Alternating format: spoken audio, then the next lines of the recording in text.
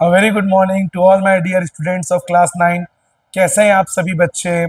आज मैं बहुत टाइम के बाद आपके लिए वीडियो लेकर आया हूं और आज हम डिस्कस करेंगे बायोलॉजी। बायोलॉजी जो कि बहुत ही इंटरेस्टिंग सब्जेक्ट है। लाइफ साइंस के ऊपर एनिमल्स के बारे में हम पढ़ते हैं, प्लांट्स के बारे में पढ़ते हैं, ह्यूमन बॉडीज के बारे में पढ़ते हैं, अलग अलग चीज़ों के बारे में पढ़ते हैं जो लाइफ से रिलेटेड है।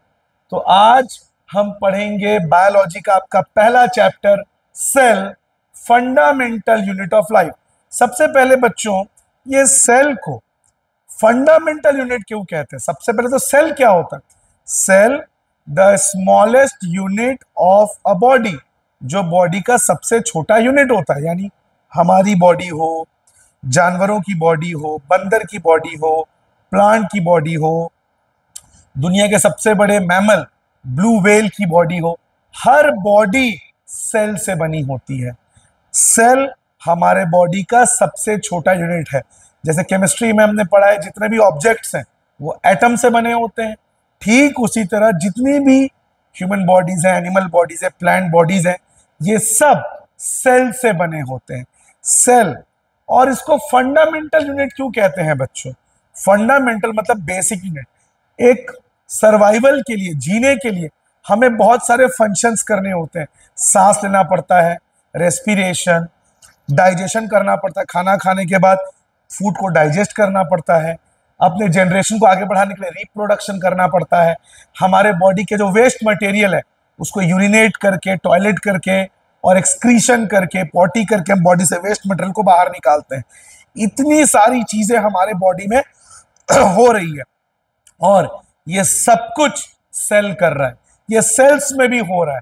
और इसीलिए सेल को फंडामेंटल यूनिट ऑफ लाइफ कहते हैं। जैसे अब समझ लीजिए एक बंगला है बहुत बड़ा, ये एक छोटा सा क्वार्टर है या पेंट हाउस है। हर कुछ जो मटेरियल है, बिल्डिंग मटेरियल, वो सीमेंट से जुड़ता है और ब्रिक्स, ईंटों से बनता है। तो अगर ब्रिक्स को बिल्डिंग्स का क्या कहा जाए, फंडामेंटल यूनिट, तो ये गलत नहीं होगा, क्योंकि बड़ा घर हो, छोटा घर हो, क्वार्टर हो, दुकान हो, बिल्डिंगें हो, मॉन्यूमेंट्स हो, हर चीज सीमेंट और ब्रिक से बनी है। तो ये सब कुछ क्या है? बिल्डिंग्स का, मॉन्यूमेंट्स का फंडामेंटल यूनिट। ठीक उसी तरह हमारी बॉडी में सारा काम जो सर्वाइवल के लिए, जिंदा रहने के लिए, जीवित रहने के लिए जो हम करते हैं, चाहे वो एक्सक्रीशन हो, रिप्रोडक्शन हो, रेस्पिरेशन हो, सब के लिए वी नीड सेल्स। और सेल्स हमारे बॉडी में लगातार ये काम करते हैं, इसीलिए सेल को कहते हैं फंडामेंटल यूनिट ऑफ लाइफ। ठीक है। सबसे पहले डेड सेल 1665 में, डेड सेल की सबसे पहले खोज रॉबर्ट हुक ने की थी। किसने की थी? रॉबर्ट हुक ने। रॉबर्ट हुक ने एक पेड़ की छाल को, जो बार्क ऑफ द ट्री होता है, उसको जब उन्होंने उस समय के माइक्रोस्कोप में देखा, तब उन्हें मधुमक्खी का जो छत्ता होता है, जो हनी कॉम का जो स्ट्रक्चर होता है, वैसा उन्हें नजर आया, कुछ ऐसा। तब उन्होंने इसको नाम दिया सेल, जिसका मतलब होता है लैटिन में अ स्मॉल रूम। तो रॉबर्ट हुक ने सबसे पहले डेड सेल को देखा, मतलब पेड़ की जो छाल होती है, जो बार्क ऑफ द ट्री है, वो डेड होता है।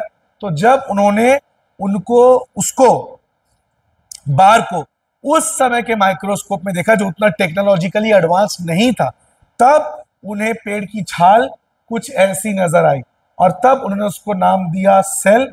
लैटिन में सेल का मतलब होता है स्मॉल रूम। लेकिन एक बहुत ही क्रांतिकारी invention, discovery, revolutionary discovery in the field of bio was done by Leeuwenhoek, जब उन्होंने पहली बार लिविंग सेल को डिस्कवर किया 1674 में। और कहां किया? एक पॉन्ड में। आप सभी जानते हैं करोड़ों साल पहले लाइफ की जब शुरुआत हुई थी, तो जिस पार्टिकल्स ने लाइफ को शुरू किया था, जिसको गॉड पार्टिकल्स भी कहते हैं, वो पानी से ही शुरू हुआ था। मतलब लाइफ की शुरुआत पानी से ही हुई थी, ठीक है। और पहला लिविंग सेल की जो खोज हुई थी वो लेवेनहॉक ने पानी में ही किया था। जब उन्होंने थोड़ा सा पानी लेकर, उस समय इलेक्ट्रॉनिक माइक्रोस्कोप आ चुका था, उसमें उन्होंने अंडर द स्लाइड उसको रखा, तब उन्हें पहली बार लिविंग सेल दिखाई दिया। इसी लाइफ गॉड पार्टिकल जिसकी मैं बात कर रहा हूं, हिग्स बोसॉन पार्टिकल्स, इसको एक्चुअल में कहते हैं हिग्स बोसॉन पार्टिकल्स। तो ये जो लाइफ पार्टिकल्स है, गॉड पार्टिकल्स है। गॉड पार्टिकल साइंटिस्ट लोगों ने नाम दिया बिकॉज इसी से साइंटिस्ट का मानना है कि लाइफ की शुरुआत हुई थी। इसको लेके स्विट्जरलैंड में एक बहुत बड़ा एक्सपेरिमेंट हुआ था, लार्ज हाइड्रोजन कोलाइडर LHC, जिसमें बहुत फास्ट मूविंग पार्टिकल्स को आपस में कोलाइड किया गया था, यह देखने के लिए कि लाइफ की शुरुआत कैसे हुई थी। ये 2012 में हुआ था। खैर, तो लेवेनहॉक ने पहली बार लिविंग सेल की खोज की 1674 में तालाब के पानी में।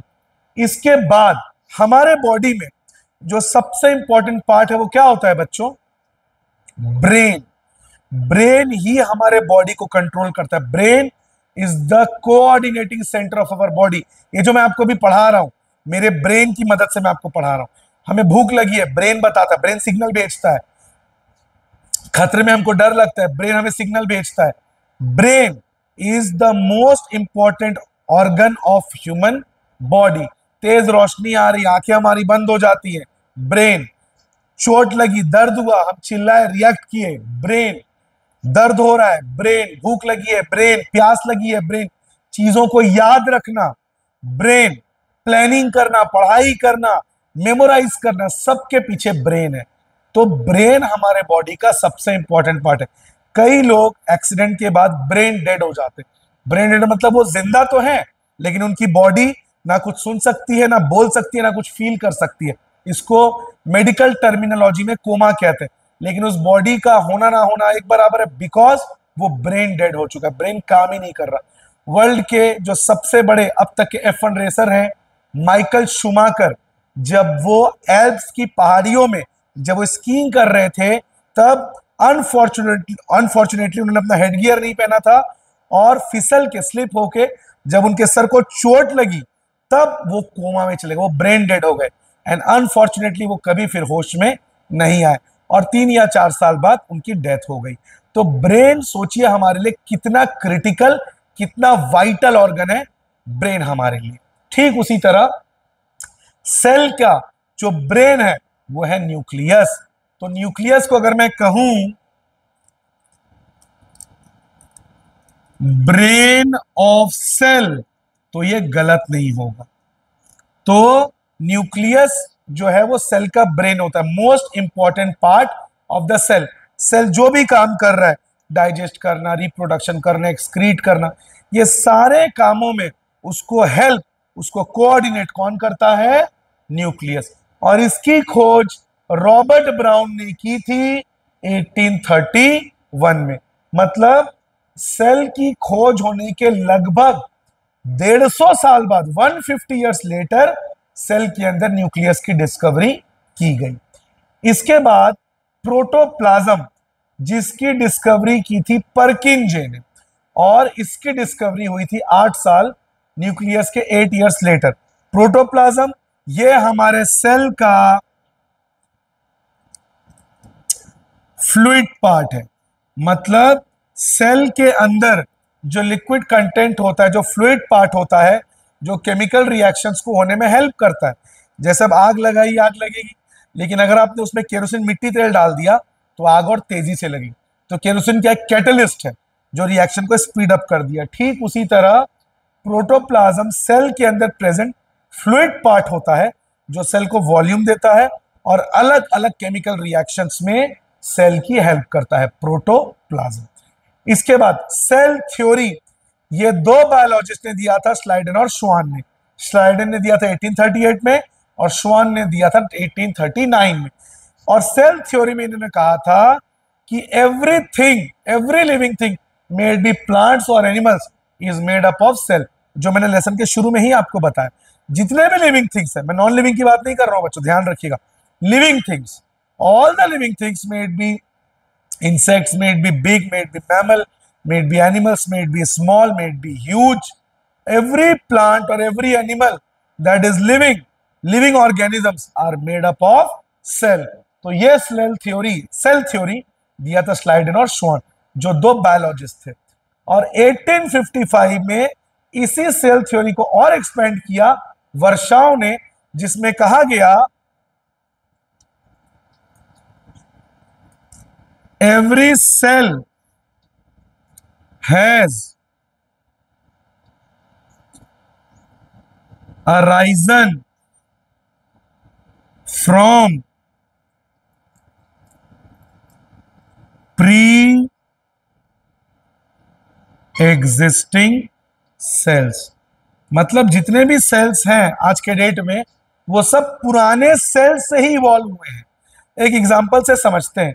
जैसे समझ लीजिए बच्चों, ये एक स्मार्टफोन है, मेरा फोन है जो मेरे हाथ में, मेरा बैंक अकाउंट इसमें है, मेरा इंस्टा अकाउंट इसमें है, मेरा एफबी अकाउंट इसमें है, मेरा स्नैपचैट इसमें है, मेरा ट्विटर अकाउंट जिसको भी एक्स बोलते हैं वो इसमें है।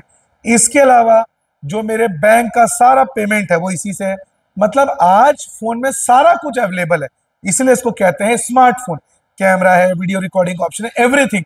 लेकिन जब मोबाइल फोन्स की सबसे पहले इन्वेंशन हुई थी, क्या मोबाइल फोन ऐसे थे?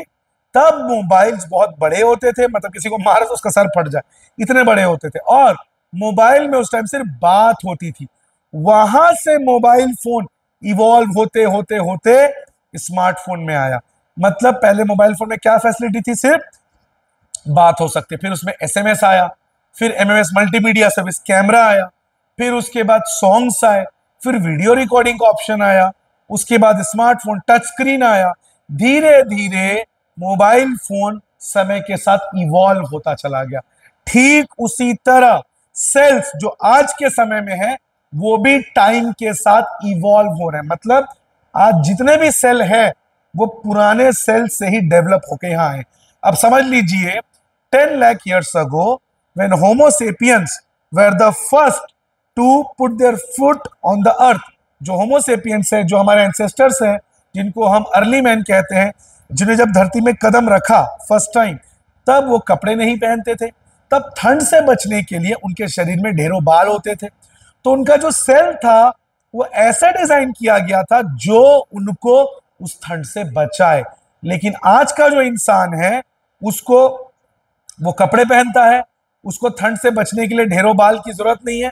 तो उसके बॉडी का जो सेल है, क्या वो उस समय के सेल से मैच करेगा? नहीं। सेल वहां से इवॉल्व होते होते आज के ह्यूमन का सेल्स बना है। दूसरा एग्जांपल लेते हैं। उस समय के जो ह्यूमंस थे उन लोग का दो ही काम था, लोडिंग और अनलोडिंग। खाओ पियो, पॉटी करो और शिकार करो, सो जाओ, मस्त रहो। तो उस समय जो इंसान थे वो अपने ब्रेन का ज्यादा यूज नहीं करते थे, तो उनके ब्रेन के जो सेल्स थे वो उस समय अंडर डेवलप्ड थे। लेकिन आज का जो ह्यूमन है, जो इवॉल्व होकर यहां तक पहुंचा है, वो अपने ब्रेन का बहुत इस्तेमाल कर रहा है। हमने अपने ब्रेन से दुनिया को इतना कंफर्टेबल बना दिया, एसी, लेटेस्ट टेक्नोलॉजी, रोबोट्स, चांद पे जाना, space jets, aeroplanes, TV, laptops, all these things are made by the human brain. तो आज के समय का जो ह्यूमन ब्रेन का सेल होगा वो अर्ली मैन की ह्यूमन ब्रेन के सेल से बिल्कुल डिफरेंट होगा। एक और एग्जांपल देता हूं आपको। उस समय के लोग कच्चा खाते थे जब आग की डिस्कवरी नहीं हुई थी। When fire was not discovered, until then humans ate raw flesh due to which they had very sharp teeth. बहुत शार्प टीथ होता था ताकि मांस को टीयर करने में वो हेल्प हो। लेकिन आज जब हम टेंडर मीट खा रहे हैं, we are eating succulent meat because the food is being cooked and we no more need sharp teeth to tear it. तो हमारे दांत उस समय के दांत से भी कमजोर है, तो उस समय का सेल अभी के सेल में डिफरेंस होगा। तो वही मैं कह रहा हूं कि सेल आज का जो है वो उस टाइम से इवॉल्व होते होते आए। जैसे उस समय का जो अर्ली मैन, उनकी हाइट 7-8 फीट होती थी। क्यों? बिकॉज उनको पेड़ों से कूद कूद के कंदमूल तोड़ना पड़ता था। लेकिन जब इंसानों ने सेटल लाइफ जीना शुरू किया after the invention of farming, तब इंसानों को लटक के कूद के खाने को तोड़ने की जरूरत नहीं थी। तो उस समय उनकी हाइट को उतनी जरूरत थी। हाइट बढ़ेगा क्या? नहीं, बिकॉज इंसान सेटल लाइफ जीने लगा। तो उस समय के हाइट ज्यादा थी तो सेल्स भी अलग होगा। अभी काइट अलग है तो सेल भी अलग हुआ, लेकिन आज के जो सेल्स है वो उसी समय से इवॉल्व होकर डेवलप होकर यहां तक आए हैं। तो ये वर्षाओं ने दिया था। तो आज के लिए इतना ही। आशा करता हूं आपको हमारी वीडियो अच्छी लगी हो, आपको हमारा चैनल पसंद आए तो जरूर हमारे चैनल को सब्सक्राइब करें, वीडियो को लाइक और शेयर करें। इसी तरह बहुत ही इंटरेस्टिंग, बहुत ही नॉलेजेबल वीडियोस के साथ, इंटरेस्टिंग वीडियोस के साथ पूरे क्लास की 9 की तैयारी, हर सब्जेक्ट की, math, science, physics, chemistry, bio, SST, Hindi, Sanskrit, English, हम आपकी करवाते चलेंगे। स्नेहपूर्ण शिक्षा पूरे 9th की जर्नी के दौरान आपके साथ। Have a good day.